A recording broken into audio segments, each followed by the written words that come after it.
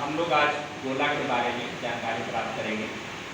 गोला से हो सकता है आप लोग भली भांति परिचित होंगे।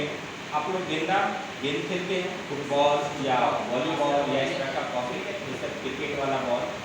मैं उदाहरण के तौर पर देखता हूँ, ये भी देखिए क्या है, गेंदा के शेप में है ना।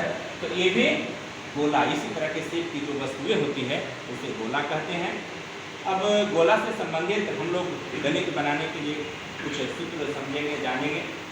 यदि गोला इस तरह का शेप के जो भी वस्तु होता है सबको गोला कहा जाता है। और गोला का पृष्ठ क्षेत्रफल माने ये बाहर का इसको संपूर्ण पृष्ठ क्षेत्रफल कहेंगे। तो बाहर का क्षेत्रफल निकालने के लिए फॉर्मूला होता है 4πr²। और यदि इसका आयतन निकालना है, आयतन का मतलब ये जितना स्पेस पूरा जगह छिप रहा है उसको आयतन कहा जाता है। तो आयतन निकालने के लिए सूत्र होता है 1/6πd।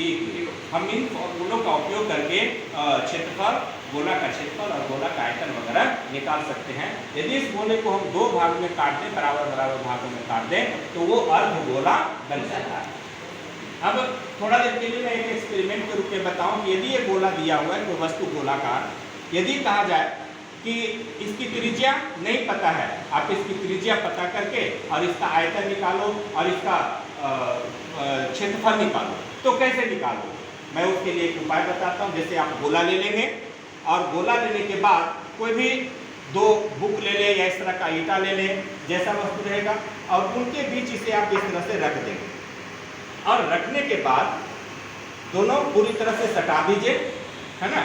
अब ये रखने के बाद इन दोनों के बीच का दूरी क्या है, ये आप एक स्केल ले लेंगे और इस स्केल से एक स्केल ले लेना है और इस स्केल से इन दोनों के बीच का दूरी माप लीजिए।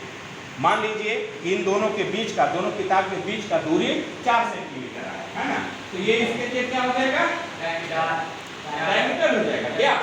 अब इस तरह से इसका त्रिज्या निकालने के लिए d/2 होता है फॉर्मूला, 4/2 बराबर 2 सेंटीमीटर। तो इस तरह से करके हमको यदि कोई गोला का त्रिज्या पता नहीं है तो ऐसे करके हम इसका त्रिज्या निकाल सकते हैं, कोई दिक्कत।